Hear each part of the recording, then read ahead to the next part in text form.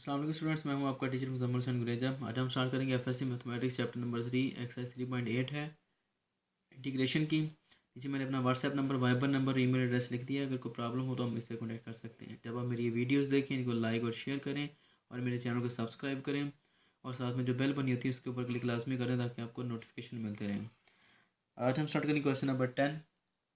जो क्वेश्चन दिया गया डिफरेंशियल इक्वेशन वो है 2x² y dy/dx is equal to x² - 1 है। सॉल्व करने का वही तरीका है, सेपरेटिंग वेरिएबल्स है। y को एक तरफ ले जाएं, x को एक तरफ ले आएँ। अब यहाँ पर हमारे पास 2y dy है, इसको ऐसे का ऐसे रहने दें। 2y dy x वाले को उधर ले जाएं। अब ये x वाला इधर है हमारे पास, मल्टीप्लाई हो रहा है तो इधर जाकर क्या हो जाएगा, डिवाइड हो जाएगा। और ये नीचे है, डिवाइड हो रहा है तो उधर जाकर क्या हो जाएगा, मल्टीप्लाई हो जाएगा। x dx जो है, अब सिंपल इसको या तो यहीं पर बल्कि यहीं पर कर लेते हैं इंटीग्रेट।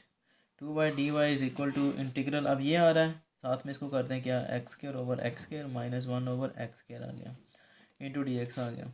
ये कैंसिल आउट हो जाते हैं, 2 बाहर आ गया। y dy is equal to integral, अब ये क्या बचता है, 1 - 1/x² आ गया। इसको आप ऐसे भी लिख सकते हैं या आप इसको बटे की शक्ल में भी लेके जा सकते हैं, ये आपकी मर्ज़ी है। ठीक है, सॉरी बटे की शक्ल में ये ऑलरेडी है, आप इसको ऐसे भी लिख सकते हैं। चलो मैं लिख देता हूँ, 1 है माइनस, अब ये क्या आ जाएगा, x की पावर -2, डिवाइड डिवाइड हो रहा है ना x के, जब ऊपर जाएगा तो पावर माइनस हो जाएगी। सिर्फ किस लिए, ताकि आपको सॉल्व करने में आसानी हो जाए।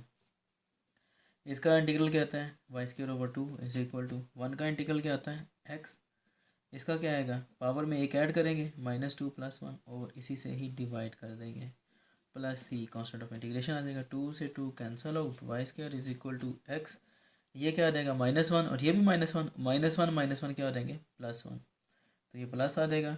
x की पावर -1 आएगी तो ये इसको डिवाइड कर सकते हैं, प्लस c आ गया। अब ये आंसर भी इसका ठीक है, या आप इसे क्या ये करते हैं कि इसका वो ले लें एलसीएम, क्या आ जाएगा, x² + 1 + c आ जाएगा।